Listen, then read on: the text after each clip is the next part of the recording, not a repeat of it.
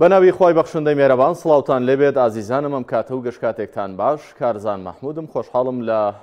بەرنمەیەکی تایبەتدا لە خزمەت ئێوەی ئازیز و خۆشەویستدا دەبم سەبارەت بە دۆخی سووریا و نوێترین پێشاتەکان لە ناوخۆی سووریا و کاریگەری و لێکەوتەکانی لەسەر عێراق و ناوچەکە.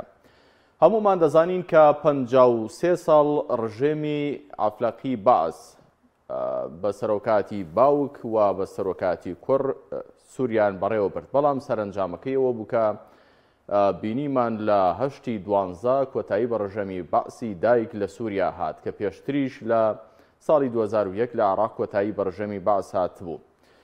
ئەم ڕووداوە ڕووداوێکی هەروە ئاسایی نەبوو. زۆربەی توێژەرەوان لێکۆڵەرەوان واتەوەقۆیان نەدەکرد کە بلۆکی خۆرهەڵات بە تایبەت رووسیا و ئێران کە جیۆپۆلیتیکی سووریا بۆ ئەوان زۆر گرنگ بوو، جوگرافیای سیاسی سووریا بۆ ئێران و رووسیا زۆر گرنگ بوو وا بە ئاسانی دەستبەرداری ببێ، بەڵام ئەوان دەستبەرداری بوون. ئەو هۆکارانە چی بوون کە وڵاتانی زلهێز لە بلۆکی خۆرهەڵات وای کرد کە دەستبەرداری ڕژێمەکەی بەشار ئەسەد بن. بۆچی لە ماوەیەکی کەمدا ڕژێمەکەی بەشار ئەسەد ڕووخا؟ لە دوای ئەوە ئەحراری شام وە گروپە ئۆپۆزیسیۆنەکان کە سەرکەوتون مامەڵان لەگەڵ ناوخۆی سووریا و لەگەڵ پێکاتە و گەلانی ناوخۆی سووریادا چۆن دەبێ، حکومەتی داهاتووی سووریا چۆن دەبێ، ئەمانە ڕاستە پرسیارگەلێکن، هەر یەکێک لەمانە چەندین بەرنامە هەڵدەگرێت، بەڵام هەوڵ دەدەین بە خێرایی سەرقەڵەمێکیان بخەینە سەر وە باسییان بکەین. دۆخی کورد لە داهاتووی سووریادا چۆن دەبێت؟ ئایا کورد ئەو مافانەی کە هەوڵی بۆ داوە بەدەستیان دێنێت؟ ئەمە و چەند پرسیارێکی دیکە بە میوانداری بەڕێز سابیر عەبدوڵڵا چاودێری سیاسی و چالاکی مافەکانی مرۆڤ گفتوگۆ دەکەم. کاک سابیر بەخێر بن. سپاس بۆم دەفەتە. با لەمەوە دەست پێ بکەین کاک سابیر کە ڕژێمەکەی بەشار ئەسەد لە تەوەقوعدا بوو کە ئاوا بە ئاسانی وەکو پولی دۆمینە بڕوخێ بەبێ ئەوەی هیچ بەرگریەک بکە.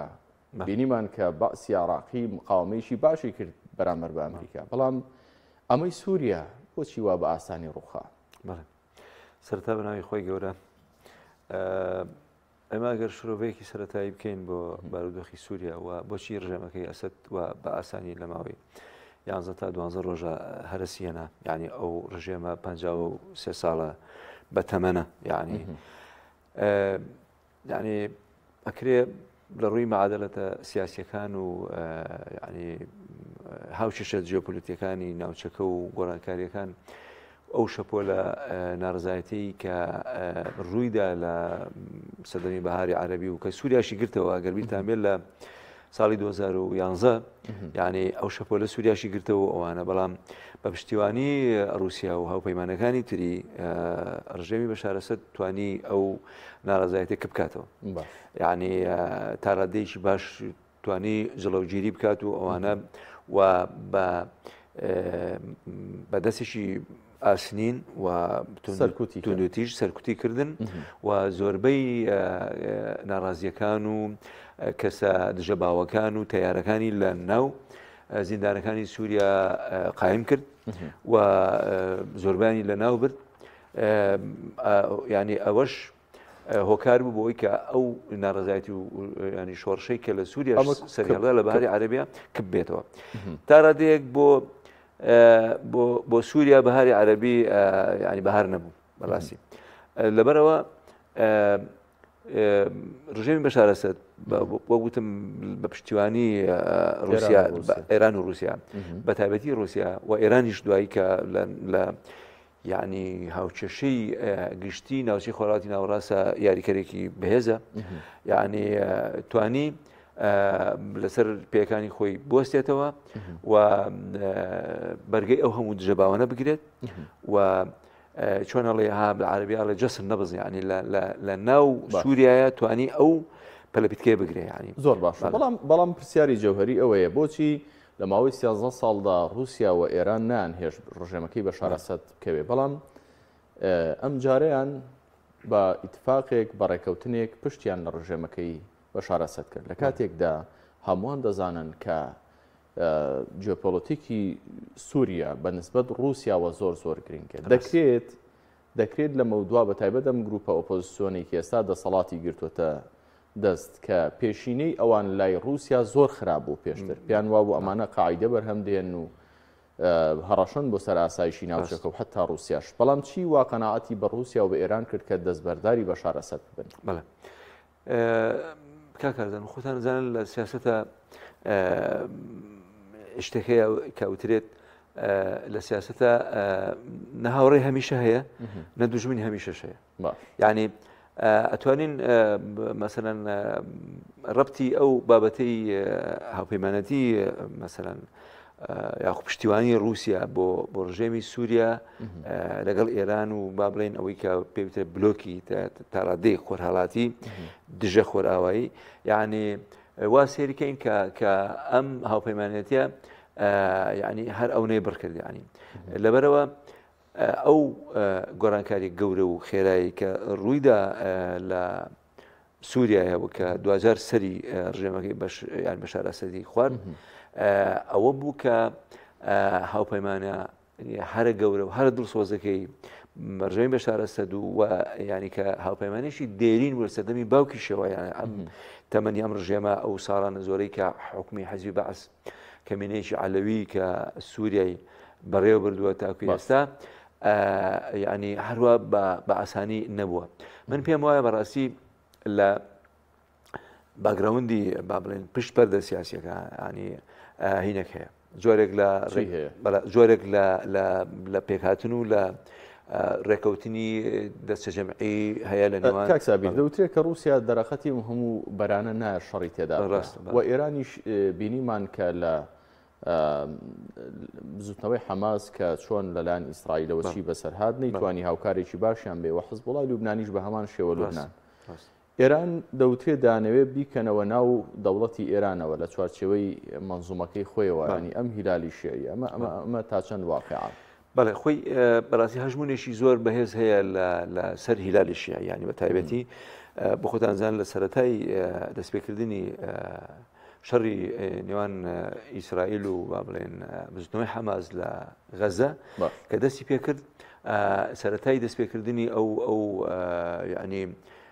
چۆنەڵی هەڵمەتە نێو دەوڵەتیە بوو بۆ لەناوبردننی هیلالی شیعی. وەگوتمان سەرەتاکەی لێوە دەست پێ کرد لەبەرەوە کە توانرا وەویسترا کە دەستی ئێران ببردرێت یعنی لەگەڵ حەماس. دوایی 2000 گواسرایەوە ئەم شەڕە بۆ باشووری لوبنان و بۆ بەیروت و ینی وڵاتی لوبنان بە شێوەیەکی گشتی لە بزات دژی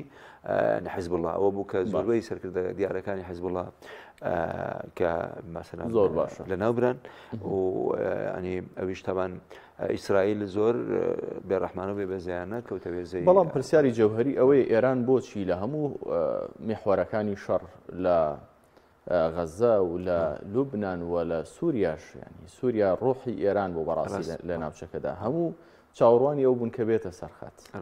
هاوپەیمانەکانی ئەوەی کە ناویان دەبرێت بە وەلایەکانی ئێران. کەوتنی ئەم هەموو پولە بە دوای یەکدا لە زیانی ئێران واناکا کە هاوپەیمانەکانی دیکەشی وەکو یەمەن و عێراق تا ڕادەیەکی زۆر متمانیان بەتوانە سەربازەکانی ئێران نەمێنێت. بە دڵنیاییەوە هەمان پێم وای ترسی ئەویان لێ نیشتووە ینی خۆی دیارە ئەگەر لە سەرەتایی دەستپێکردنی یاریەکەیە با بڵێن کە با بڵێن ئەگەر چەقی ئەو سەرەتای دەستپێکردنی ئەو گەمە سیاسی ئەو یاری سیاسیە کە دوایی بوو بە بەڕاستی شەڕەشی بەرامبەری سەربازی دژوار ینی کە ئەگەر وەکو فەڵەستین ینی سەیری بکەین ئەوانە کە ئەو نەیتوانین لەوێ بەرگری بکە 2000 لە لوبنانیش نەیکرد لە سووریاش نەیکرد یا قابلە ینی بتوانێت لە عێراقیش مەسەلەن بیکە یا لە یەمەنیش بیکە یا لە هەر شوێنێکی تری یعنی شوێن دەستی با بڵێن یاخود شوێن پێگەی هیلالی شیعی لە باوەڕایانی بەڕاستی لەبەرەوە ئێران بە زۆرە زۆرەکان ینی کە کاردانێکی سەربازی چۆنەڵی فەوق العادەی سەربازی نەبوو بەهێز لەو باوەڕێیان پولەکانی تریش بە دوایەکە بکەون ینی. زۆر باشە کاک سابیر ئەوەی کە ڕوونە کەوتنی ڕژەمی بەشار ئەسەد یاخود ڕژەمێکی تاڕادەیەک ئەوەی کە پێی دەوترێت بەرەی مقاومە لە قازانجی ئیسرائیل بوو یاخود لە زیانی ئیسرائیل بوو. من پێم وایە ما بەس بەرەی مقاومەی فەڵەستینیە؟ نا مەبەستم لە سووریا سووریا بەڵێ ئەوەی کە پێوترە بەرەی مقاومە یا بەرەنگاربوونەوەی با بڵێن مەسەڵەن تەوژمەکان لە سووریا من پێم وایە لە بەرژەوەندی ئیسرائیلە ئەگەر ینی هەڵە بەڵام دەبینین تورکیا پاڵپشتێکی سەرسەختی ئەحراری شام و گروپە ئۆپۆزیسیۆنەکانی تا پێشتریژی جێشی سووری حڕیش ینی زیاتر جێشی بەڵێ سوپای ئازاد بەتایبەت لە کاتێکدا کە ئێمە دەزانین هەم معادلەیەک بەم شێوەیە لە قازانجی ئیسرائیلە ڕەنگە ئیتفاقێکی شەبێ لە نێوان تورکیا و ئیسرائیل و ئەمریکا بەڵام ئێمە لە سەرەتای دەستپێکی جەنگی غەزەوە هەمووان چاوەڕێ بن وەکو تورکیا وەکو سەرڕەمی وڵاتانی سونە مداخەلە بکات هێزی سەربازی بەکاربێنێ ئەم دوو معادلەیە زۆر لێک دوور نین تورکیا هەڵوێستێکی وا لەم مووقیفەدا ینی لەم مووقیفەدا وەردەکەیت لە کاتێکدا کە شکانی ڕژەمەکەی بەشار ئەسەد ڕەنگە بە قازانجی ئیسرائیل کۆتایی بێت تورکیا وەکو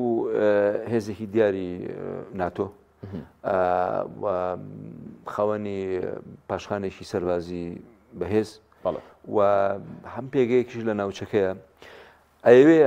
هەمیشە ئەوێ لە زۆر شوێن ینی ئەهین بێت یاریکەرێکی سیاسی بێ بەڕاستی بینیمان لە لیبیایە مەسەڵەن کە وڵاتێکی دووریشە لە ڕووی پێگەی جغرافی و جیۆسیاسی و ئەوانەوە بەڵام هەوڵیە کە لە ڕێگەی خەلیفە حەفتەر و ئەوانەوە لەوێ پێگەیشی بەهێزی هەبێ و ئەوانە لە بڕیارەکانە با بڵێن هینی هەبێت ینی مەبەستی ڕووی پرسیارەکەم لە ڕووی ئایدۆلۆژیە لە کاتێدا وەکو وڵاتێکی ئیسلامی دەناسرێت لێرەدا لە ناو هاوکێشەیەک بەشدارەکە ڕەنگە لە قازانجی ڕژەمی زایونی بێ لە ناوچەکەدا ئەمە تەوەقوعکرا بوو پێشبینیکرا بوو سەرڕای ئەم هەموو تێبینیانە لەسەر ڕژەمەکەی بەشار ئەسەد کە ڕژێمێکی تا دواتر باسی ڕەوشەکانی مافی مرۆڤیش دەکەین کە چەند ڕەندە بووە بەڵام بەگشتی لە ڕووی معادلەکەەوە دەوڵەتێکی ئاوا جۆرێک لە باگراوندێکی ئاینی هەیە تەوەقوعی ئەوە دەکرا بچێتە ناو معادلەیەکەوە ئەگەر چی وەبەرهێنانێکی تێدایە بۆ داهاتووی وڵاتی خۆی بەڵام لە ڕووی ئایدۆلۆژیەکەەوە تەوەقوعی ئەوە دەکرا کە کارێکی وا بکات لە ڕووی ئایدۆلۆژیەکەی ئێمە بخۆتانزان حزبی دادوکەشە پێدان کە ئێستا دەسەڵاتدارە لە تورکیا حزبێکی ئیسلامیە وانە یعنی و تورکیاش خۆی حکومێکی زۆرینەی سونیە وانە ئەگەر ئێمە وا سیر بکەین لە باگراوندە ئایدۆلۆژیەکەی ئایدۆلۆژیە ئاینی و تێکەڵاوکردنی بە سیستمێکی بە دیموکراسی با بڵێن و ینی تقریبا تێکەڵاو هین لە ئەلمانیەت و لە با بڵێن ئیسلامی ینی تا ڕادێک ئەتوانین مەسەلەن وا سێری و معادلە بکەین کە تورکیا هەمیشە دوجار خۆی لە ناو بازنە خۆراوایەکە یابینێتەوە ینی بە تێڕوانێنیشی تر مەبەستم ئەوەیە بڵێم کە تورکیا هەرگیز ناتوانێت لەو هاوچەشەیە کە ئەمریکان نەخشەی بۆ شێشاوە بۆ ئێستا بۆ ئێستا لە ڕابردوو هەروە بووە وەکو هێزێکی ناتۆ لە ڕابردوو لە ئێستا و لە ئایندەشە ناتوانێت لەو بازنە کێشراوەی کە لەلایەن ئەمریکاوە بێتە دەرەوە کە ئیسرائیلیش ڕۆڵی پێدراوەتیایە لەبەرەوە ئەمە تەوزیعی ئەدوارە ینی دابشکردنی ڕۆڵەکانن تورکیاش ڕۆڵی پێدراوە لەم هاوچەشەیە بەڕاستی زۆر باشە ئەوەی تاوەکو ئێستا هەیە ئەحمەد شەرع کە سەرۆکی ئەحراری شامە چۆن دەیبینین مامەڵە لەگەڵ دۆخی سووریا هاتوۆتە سەر بابەتێک حکمڕانی وڵاتێک کە پێشینەیەکی زۆر خراپی هەبووە لەگەڵ گەلەکەی بەڵام تاوەکو ئێستا چۆن دەیبینن عەقڵێت و بیرکردنەوە و تێڕوانینی ئەحمەد شەرع بۆ پێکاتە و گەلانی سووریا وڵای من پێم وایە سەرەتای هەموو هەیەجانێکی شعبی یا هەموو گۆڕانکاریێکی با بڵێن سەربازی و گۆڕینی هەموو ڕژێمێک سەرەتا ینی قۆناغێک لە ناسەخامژیری و نەئارامی و کوشت و بڕوو ئەوە بەدوا خۆیان هێنێ بەڵام ئەوەی کە تا ئێستا با بڵێن هەیەی ئەحراری شام کە لە سەرەتاوە کە دەست بەم گۆڕانکاریە کراوەوانە تا ڕادەیەکی تا ئێستا مەسەلەن باش هێناوێتی ینی بە شێوەیەکی باش هێناوێتی کە توانراوە ڕێز لە خواسی جەماوەەر بژیرێ و ئەوەی دەزرێژی و تعدا و مەسەلەن بازە زیادە ڕەویەک و ئەوانە بەرامبەر بە سەر و ماڵی مەسەلەن خەڵک نەکراوە ئەوەی کە کراوە تا ڕادەیەک بۆ لە دەگیرکردن و لە محاسبەکردن و لێپرسینەوە و لێ پێچینەوە لەگەڵ و خەڵکانەیە کراوە کە با بڵێن کەسانی دەستڕۆیشت و کەسانی بڕیاردەر و دەست بە خوێن سووربوو بوون لە ناو ڕژێمی سووریایە زیاتر بەڵام من پێم وایە ینی هەیەی ئەحراری شام ڕاستە ئێستا وەکو هێزێکی فریادڕەس و ئەوەی گەلی سووریا تەماشا ئەکرێت تەنانەت لەلایەن کۆمەڵی نەودەوڵەتیش و لەلایەن خەڵکی سووریاشەوە ینی خۆی لەبەرەوە ئەو پێشواز و ئەو ئامێز و هینەی خەڵک ینی خۆی ئاماژەیە بۆ ئەوەی کە پێشوازی لەم هێزاکەن لەبەرەوە ئەوان پێخۆشحاڵن کە لە دەست ڕژێمێکی تۆتالیتاری شمولی تعسفی داپرۆسیۆنەری 53 ساڵە ڕزگاریان بووە وانە بەڵام نەخشەی سیاسی سووریایی داهاتوو ماوەستەکەم ئەوەیە نەخشەی سیاسی سووریایی داهاتوو بمبورە ئەحمەد شەرع دایدڕێژێت یاخود ئەو کارکتەرە ئیقلیمی و نێودوڵەتیانی کە لە پشت سەرکەوتن و هۆکار بوون بۆ سەرکەوتنی ئەحمەد شەرع منەخێ من پێم وانێ ئەحمەد شەرع دایڕێژێت وتم سەرەتای وتم زیاتر ئەوەی کە هینە دابشکردنی ڕۆڵە باش نییە یان تەوزیع لە دوارە ئەو تەوزیع لە دوارە ئەوەی کە بە ینی ئەحمەد شەرع و تاقمەکەی سپێدراوە لەوانەیە بڵێم لە قۆناغێکی مەرحەلیە ئەوەی ڕاگوزەر با بڵێن قۆناغێکی ڕاگوزەرە قۆناغی داهاتووی سووریا بەپێی تێڕوانینی ئەمریکا وەکو ناوەندێکی بڕیاری جیهانی وەکو زیرهێزێکی جیهانی و بە مبارەکەی رووسیا یعنی چۆنەڵێ کە لەم ینی گۆڕانکاریانە بێدەنگ بوو بەرامبەر هاوپەیمانێکی دێرینی خۆی حتمما لە داڕشتنی نەخشە تەمەنپرسی پێکرێ ئەوەش وەکو ئەندامێکی مەسەرەن دیاری ئەنجومەنی ئاسایشی نێودەوڵەتیە خاوەنی بڕیارە خاوەنی ڤیتۆیە و بە هاوکاری هێزەکانی تری وەکو فەڕەنسا وەکو بریتانیا تا ڕادەیەک ئەڵمانیا مەسەرەن هەندێک لە وڵاتانی ئیقلیمی لە پێگە و ڕوانگەی هەرێمی ئەمانە دەستیانەبێ هەرمێ بە تورکیاشەوە باشە لە داڕشتنی نەخشە ڕێگای دەرچەی سیاسی سووریای ئایندە کە ئایانەوێ لە دوای تێپەڕاندنی ئەم دۆخە مەسەرەن هەمواری کە سووریای پێ تێپەڕی و گەلی سووریای پێ تێپەڕیوە لە داپۆلۆسین و لە کوشت و بڕ و لە ناوبردن و تەسبێکردن حکومێکی سەقامژێر و دیموکراسی و مەدەنی بێتە ئاراوە و کوردیش حتمما وەکو ئیداری خۆسەری و ئەوانە گۆڕانکاریەک هەمومان تەمەنایەوە دەکەین کە ئەم جۆرە خوێندنەوانە تەواو واقعی بن بەڵام لە دوای پرۆسەی ئازادی عێراقیش ئەو کاتەکە بە پرۆسەی ئازادی عێراق ناودەهێنرا دواتر تێڕوانینەکان گۆڕان بۆ پرۆسەی داگیرکردنی عێراق بۆ پێی ئەمریکا نەکشایەوە تێڕوانینەکانیش بۆ ئەمریکا و هاوپەیمانەکانی تەحالوفەکانی گۆڕان و وڵاتێکی داگیرکرد سەیری ناوچەکان کرد ئەم سیناریۆیانەی لە 2001ەوە تاوەکو ئێستا لە عێراق دەگوزەرێن کە دۆخێکی سەقامگیری تاوەکو ئێستا بە تەواوەتی بەخۆیەوە نەبینیوە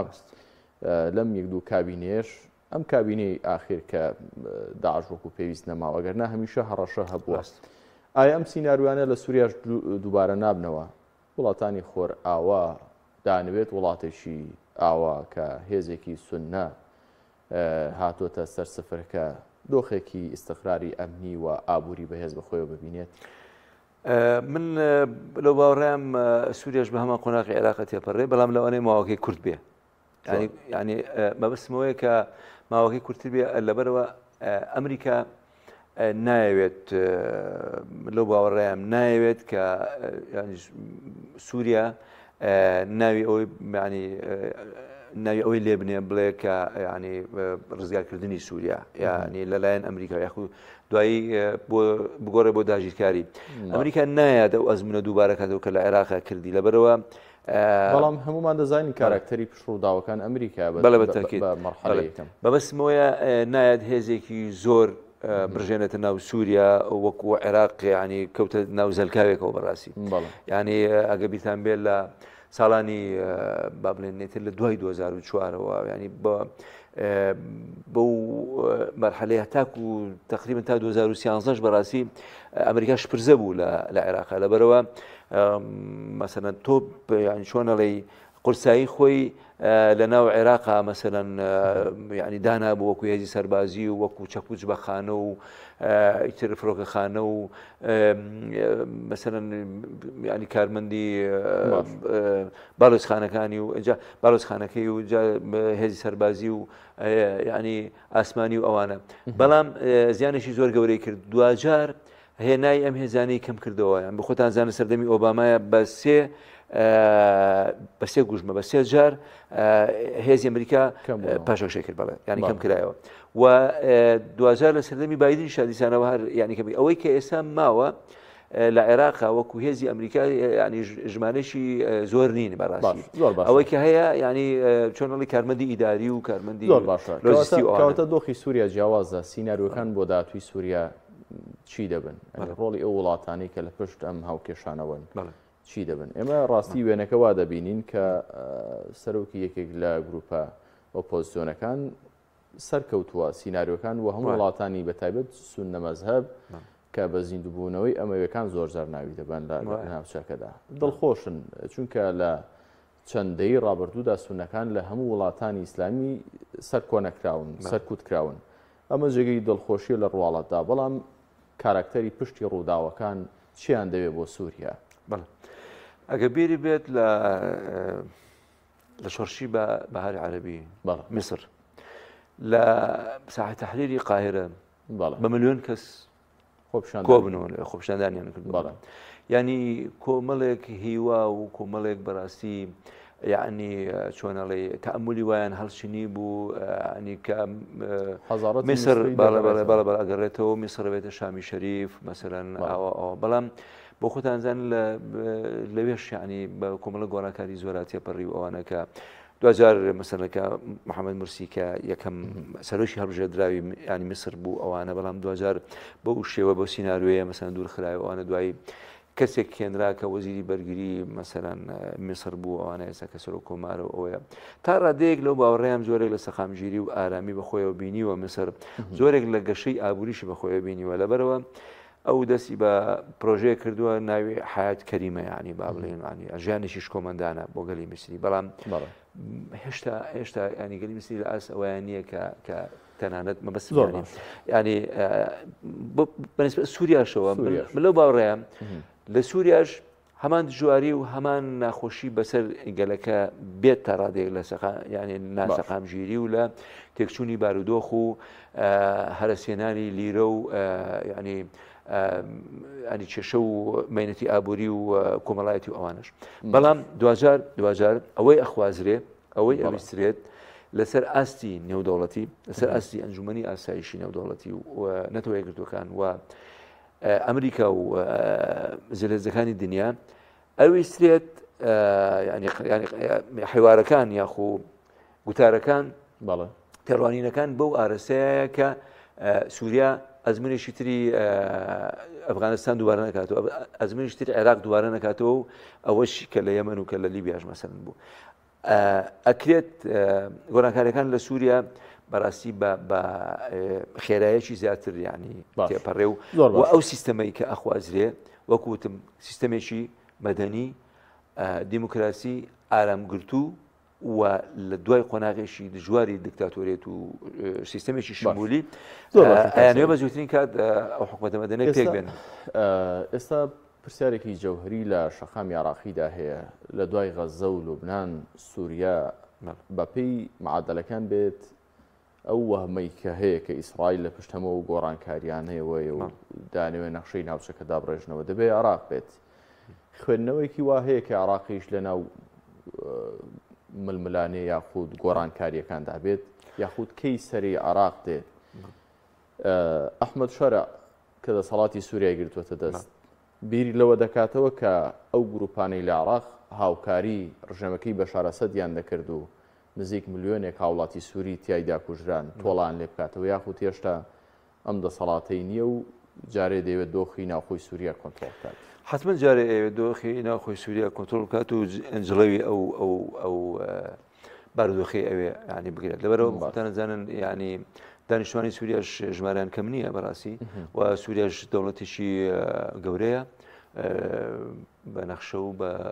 خەڵک و بەژمارەی دانیشتوان و هەروە بێتەوە پێگەی ئابووری و پێگەی جیۆسیاسی و جیۆستراتیژیش لە ناوچەکەیە ینی ڕاستە ئەو ڕژێمە ینی وای کردووە کە سووریا لە سەراسی نێودەوڵەتی کەمترین ڕۆڵی هەبێ ینی لەبەرەوەی کە ئەوەی کە گرنگی بە داپڵۆسین و بە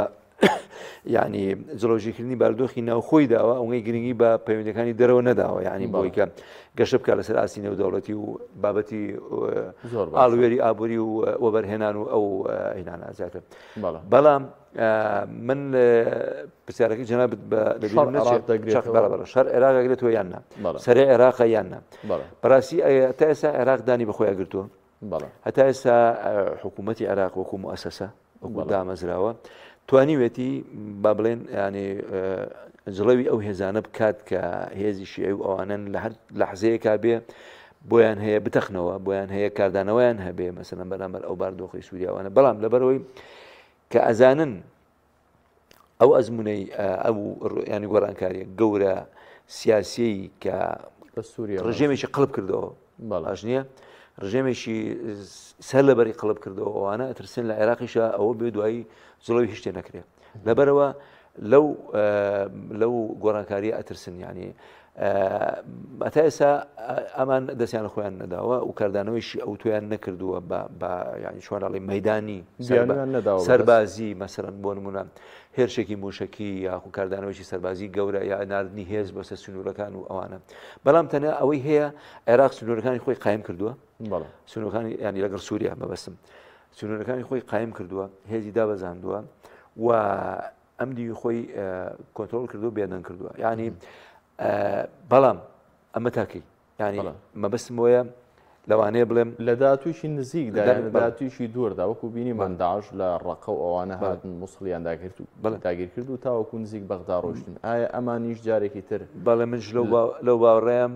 ئەو تەوژمە تەنها لە سووریان نەوەستێت ینی ئایا ئەم ینی کاردانەوەی بەرامبەر بە عێراق یاخو ئەم تەوژمە و ینی هێرشە بەرامبەر بە عێراق ئەگەر ڕووبدا ئایا لەسەر دەستی هەیە ئەحرار شام ڕوەدا یاخو هێزی تر هەیە مەسەلەن ئەوە ینی ئەوەش پرسیارەوە نییە لێرەیە تو نازانی ئێمە جارە لێمان ڕوون نییە ئایا ئەمریکا و هاوپەیمانە بەهێزەکانی مەسەلەن بۆ نمونە بە ئیسرائیلیشەوە لە ئایندەیەکی نزیکە دوای ئارامکردنەوەی بارودۆخی سووریا و تا ڕادەیەک ئەوەی کە پێوترێ ئیستیداد الئەمن ینی بۆ چۆنەڵێ جڵەوجیرکردنی بارودۆخی ئەمنی و ئاسایشی ئەوێ و تا ڕادەیەک هیواپێدانی مەسەلەن هیواپێدان بەگەلی سووریا و بە ئەم قیادەیە کە ئێستا هەیە وەکو هەیە ئەحراری شام و ئەبوو محەممەد جۆلانی کە ناوی ئەحمەد شەرعی لە خۆی ناوە ینی ئەم ئایا ئەو ڕۆڵە بە ئەوانە درێ کە لە عێراقی شام بەسەرن بۆ منە ینی پەلامەرێک بدەن یاخود بەهێزی سیناریۆی تر هەیە ینی من لەو باوەڕیان بەدایلی تر هەیە سیناریۆی تر هەیە ئێمە نازانین ینی بۆ منە ئەوەی لە ناو کۆشکی سپی و لە ناو پنتاگۆنی ئەمریکی و دەستگا هەواڵگریەکانی ئەمریکا چیە گوزارێت ینی بەڵام ئەوەی کە خوێندنەوەمان ئەوەی نەدەکرد کە محەممەد جۆلانی 13 ساڵ لە شەڕدا بوو لەگەڵ ڕژەمەکەی بەشار ئەساد نەیتوانی چەند شارێک بگرێت کەس تەوەقۆی ئەوەی نەدەکرد کە شامی شارەکان یەک لە دوای ئەو شارە گەورانە بڵێ کەواتە ئەوان سیناریۆی دیکان ڕەنگە هەبێت بۆ عێراق مەبەست ئەوەیە بە دنیایەوە مەترسیەکان چینیانی نقطەی زۆفی عێراق چیە بۆی کە ئەم گۆڕانکاریانی عێراقیش بڵێ مەسەلە کوردیەکە لێ کە زۆر هات قەواڵە بەتاڵە ینی لێرەشا لە سیاسەتی شام یعنی پەندە ڕاستە یانی ئەگەر تۆ بێتە سەرەوەی کە بەڕاستیەکە تەوژمێکی بەهێز ڕووکاتە عێراقیش ئەوانە بێوێ نقطەی زۆفی عێراق ئێستا بەڕاستی تا ڕادەیەک ناسەخامگیری ئەمنیە تا ڕادەیەکی تریژ ناسەخامگیری ئابووریە تۆ یانی سێرکە مەسەلەن بە نسبەت هەرێمی کوردستانەوە ئێمە ئێمەشکێت تا ئێستا بەشێکین لە عێراقەوە بخۆزانی بارودۆخەکە چۆنن لە عێراقیش لە پارێزەکانی تری عێراقیش ینی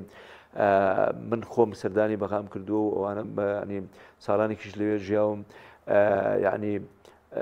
بارودۆخی زۆر ینی هین لە بەها ئەو زەرێ و ئەوانە وەکو ئەوەی کە سیمای پایتەختی پێوە دیار بێ و ئەوانە تەنها ئەوەیە لەوێ مەسەرەن بۆ نمونە بارودۆخی تا ڕادەیەک دارایی خەڵکەکە باشە لەوەی کە موچە لە کاتی خۆی ئادرێ و هی نەکرێەوە ئەگەر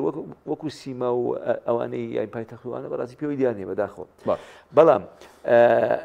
لە لایەکی تریشەوە نقطەی لاوازی عێراق توانم بڵێم ئەوەیە کە بڕیاری سەرەکی و بڕیاری سیاسی و ئەوانە تا ڕادەیەک لە دەست عێراق خۆیان نەبێەوەوانە لەبەرەوە بەبەستم لە وەیە کە دەستێوەردان هەیە لە کاروباری عێراق ینی کە دەستێوەردان هەیە ئاراستەی بڕیارە سیاسیەکان و چەقی بڕیار و ناوەندی بڕیار بەڵێ لە ناو عێراق ینی سەرکردایەت یا دیارەکانی کە حکوومەتی عێراقیان پێگەێناوە ئەوانە بە جۆرە جۆرەکان تەوجیهکرێن. زۆر باشە ئەم بابەتانە زۆر هەڵدەگرێت کاک سابیر بەڵام سەبارەت بە داهاتووی کورد لە سووریا چۆن دەیبینن تاوەکو ئێستا خیتابی محەممەد جۆلانی سەبارەت بە کوردەکان لە باکوور و لە خۆرهەڵاتی سووریا کە ئەم ناوچەی لە ژێردەستیاندایە هەسەدا چۆن دەیبینن؟ وڵی تەبەن ئەو شوێنانەی کە لە ژێردەستی کووردایە لە سووریا شوێنی زۆر هەستیار و زۆر استراتیژی و زۆر چۆنەڵی هیوابەخشت بۆ ئایندە مەبەستم لە ئەوەیە کە ئەویسترێت ئەم سنوورە ینی دوور درێژەی کە کورد با بڵێن لە سووریا باکووری سووریا لەگەڵ تورکیا هەیەی تا ڕادەیەک لایەن هێزی ترەوە کۆنتترۆل بکرێت لە بەرژەوەندی ئیسرائیل و ئەمریکا مەبەستم لە ئەوەیە کە ئێستا یعنی چۆنەڵی ئیسجابەیەکی باش یاخو پشتیوانیەکی باش لە هەسەدە و لە با بڵێن کورد ئەکرێت لە سووریا لەلایەن ئیدارەی ئەمریکی و لەلایەن هاوپەیمانەکانی ئەمریکاشەوە کە لە ناوچەکەیەوە بۆ نمونە ئەگەر ئێمە سێرکەین یعنی مەزلوم کۆبانێ ینی بانگێشکراوە بۆ مەراسیمی دەست بەکاربوونی دۆناڵد ترامپ باشنی ئەمە خۆی ئاماژەیە لەوەیە کە ئیدارەی ئەمریکی ئەوێ پشتیوانی ئەم ئەزمونە بکە ئەمەی کە پێوترێ ئیدارەی خۆسەری لە ڕۆژاوای با بڵێن سووریا لە ڕۆژاوە با بڵێن لە ڕۆژاوی کوردستان کە با بڵێن ناوچەی کوردستانی سووریا ئەوەی کە ئەبوو محەممەد جۆلانی ئەحمەد شەرع کە با بڵێن سەرۆشی هەیئەی ئەحرار شام ئێستا کە باڵادەرترین کەس و بڕیاردەرترین کەسە لە ناو سووریا ئێستا ینی بۆ وای سێرکەین بە پشتیوانێکی نێودەوڵەتی کە ڕایگەیاندووە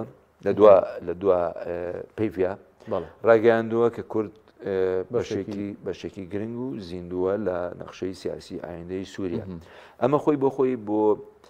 هێوەرکردنەوەی بارودۆخە و پەیوەندیەکانە لەگەڵ کورد ئەم بەرگەی باشە بەڵام کاک سابیر هەر لە بەرگەیەکی تری قسەکانیدا دەڵێ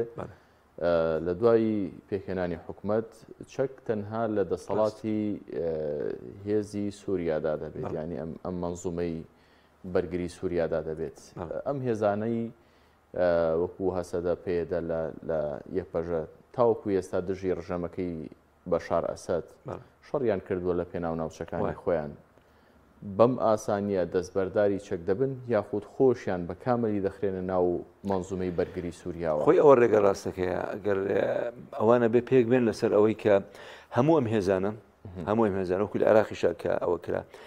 یعنی ئەلکێنرێن بە مەنزومەی عسکەری و ئەمنی سووریاوە ئی ئایندە بە کورد و بە عەرەب و بە تر هەموو پێکاتەکانی تری ئاین و ئاینزاکانی تریش کەمە نەتوانێتەکانی تریش کە لە سووریا هەن بەڵام ئەوان داوای خۆبەڕێوەبەری دەکەن داوای لە زۆرێک لە ئۆتۆنۆمی دەکەن ئەم مافیان پێدەدرێت ئەگەر بڕیار بێ کۆمەڵی نێودەوڵەتی و زلهێزەکانی دنیا لە پێشەمیان و ئەمریکا کە بێوێت کورد لەوێ بکات بە هەرێمێکی نیمچە سەربەخۆ یاخود هەرێمێکی فیدرالی وەکو ئێمە هەرێمی کوردستان بەنسبەت عێراقەوە بۆچی نایانی دوجار خۆ ئەحمەد شەرعیش ناتوانێت بۆ ڕازی نەبێ ئەگەر خواستیشی نێودەوڵەتی لەسەر بێت وانە بەڵام تورکیا بەردەوام کۆستێکی گەورە بووە ینی ڕاستەنگێکی گەورەیە لە بەردەمان پرسە موقفی تورکیا چۆن دەبێت؟ هاکان فیدان وەزیری دەرەوەی تورکیا 2000 وتی ئەوەی ئێمە ئەمانوێکاری سەرکەوین لە ناویبرین لە سووریایە کووردە ینی بەڵێ ئەنی خۆوە وتیشی لە هەموو کەسێک باشتر ئێمە ئەحمەد شەرا لە نزیکەوە دەناسین بەڵێ لە نزیکەوە دەناسین و پەیوەندیشیان لەگەڵ هەیە لەو باوەڕیان بە ئەف بوو بە ڕایەڵەیەکی سیاسی پێشوەختە پەیوەندیشی باش و دۆستایەتێک و ینی سەردان و کۆبوونەوە و کۆنتاکت و ئەوەی باش هەبووە لە گەڵ با بڵێن سەکردایەتی هەیە حراری شام لانقەرە ینی ئەوە لەو باوەڕیان ینی ئەمە چۆنەڵێ لێک نزیک بوونەوە و ینی کاریشی لەسەر کراوە کە بۆ نمونە ئەمان لە ئایندەی سووریایە بۆ نمونە تورکیا نەبێتە ئاستەنگ و کۆسب لە بەردەم گەشەکردنی ئەم هێزە لە ناو سووریایەوە پشتیوانی بێ لە دانان و دامەزراندنی حکوومەتی ئایندەی سووریا ینی لەبەرەوەی بۆ بە حکومیەوەی کە تورکیا ببێتە دراوسێکی باش نییە لەگەڵەوەشا بێت هاوپەیمانێکی باشیش ینی 2000 ینی وا جوەرەکە ئەوەیە کە تورکیا قبوڵی ئێمە دەکات کە کورد لە سەرەتای بەهاری عەرەبیەوە زەختێکی زۆری مداخەلی عسکەری و دیبلۆماسی تورکیا لە سووریا لە پێنا ئەوەدا بوو کە کورد کە باسییان لە زۆرێک لە خۆبەڕێوەبەری کردووە تورکیا پێ دەڵێن ئەمانە گروپی تیرۆریستین مەترسین لەسەر ئاسایشی سنوورەکان من حتا بە قوڵای 5 کیلۆمەتر و نزیک 50 کیلۆمەتر لە سنوورەکان بەڵێ هاتوونەتە ناو خاکی باکووری سووریاشەوە ناوچە کوردیەکان لەم عادە لە نێودوڵەتیانێک کە بەڕێزت ئاماژەی پێدەکەی تورکیادان بە لەم جۆرە هەرێمەی کورد لەوێدا دەنێت نەخێر دانی پێدانانێت هەرگیز لە باوەڕیان نیم کە ئەسڵەن ئەوەی کە تورکیا کاری لەسەرەکە و بەردەم هەوڵی بۆیە ئەوەیە کە هەموو مەسەن هێزێکی چۆنەڵی بەهێزبوونێکی کورد لەوێ ڕەدەکاتەوە هەموو یەکگرتوویەکی کورد لەوێ ڕەدەکاتەوە و هەوڵی ژەدا بۆ لاوازکردنی زۆر باشەکەواتە ئەو گەشتبینیانە چین کە کورد لە سووریا هەموو یەکەکانی خۆی خستۆتە سەبەتەی ئەمریکا و هاوپەیمانەکانی دەتوانن لەم شوێنە ینی سیاسەتی ئەمریکا جێی پشت پێبەستنە کە کورد لەوێ بپارێزێت ئێمە بینیمان کابینی ڕابردوو دۆناڵد ترەمپ بە بڕیارێک لە دەقەیەکدا خەریک بوو هەموو هێزەکان بکشێنێتەوە لە سووریا بە ناوچە کوردیەکانیشەوە ئەمریکا لە ناوچەکە نەمێنێ کورد لەوێ چی لێ دێ وەکو ئاردی بندڕکی لێنە وڵات تەبان بەرەوڵاوی لێ دێ بەڵام کورد بخۆ دەزانی ینی دەرچەیەکەی نیە زۆر جار ینی لە ڕووی سیاسیە و لە ڕووی ئەزمموی سیاسیۆ گەشەی کردووە لە مێژوشە ئەمە هەبووە ینی 2000 بە پیلانی دەرودراوسەکان هەرسیێنا و شکستیێناوە و ئەنی ئەم جارش پشتێکی غەریب نییە ئەگەر وابێ لەبەرەوە تورکیا بە پلەی یەکەم ینی بەڕاستی کار لەسەر ئەوە کات کە بە بەردەوامی ینی کورد لە حتا لە عێراقیش و لە با بڵێن سووریای ئێستا و سووریای ئایندەش لاواز بێ و کار لەسەرەوەکە کە بۆ نمونە نەکرێتە کارکتەرێکی سەرەکی لە ناو معادلەی داهاتووی هەوشێ داهاتووی سووریایە لەبەرەوە لەو باوەڕێم ئەو ئیدارە خۆسەریی کە ئێستا هەیە و ئەوانیش لە ساڵانی ڕابردووە بەڕاستی بەردەوام بوون لە بەگژاچوونەوەی مەسەڵەن ڕێمی بەشار ئەسەد و مقاومەیان کردووە و سنوورەکان و شوێنەکانی خۆیان پاراستووە و خەڵکیشیان لە دەستداوە بەڕاستی ینی لە کەوادر و لە هینی خۆیان ئەجا 2000 ئێستاش ئەم ڕەوشە تازە یاخۆ ئەم بارودۆخە تازە هاتوۆتە ئاراوە کورد لەوێ بەڕاستی جۆرێک لە گەشتبینی تیا بەدی ئەکرێت لە مەسەرەن بەشداری عملی سیاسی ینی بینینی یاخۆڕوانینی بۆ ئایندەی سووریایەکی سەخامگیر و دیموکراسی و حکومێکی مەدەنی کە کوردیش خۆی تایە ئەبینێتەوە کە ڕۆڵ سابیر با کۆتا پرسیارم بۆ بەڕێستان هەر لە سەبارەت بە کورد بێ لە ئەگەری پاراوێستخستنی کورد لە داهاتووی سووریادا لە پێکهێنانی حکوومەت و تەشکیلی داهاتووی سیاسەتەکانی تورکیا پرسی پێ نەکرێت نەخرێتە ناو گفتوگۆکانەوە سووریایەکی ئیستیقرار بەدی دەکرێت یاخود کارتی هێزە کوردیەکان لەوێ چییە؟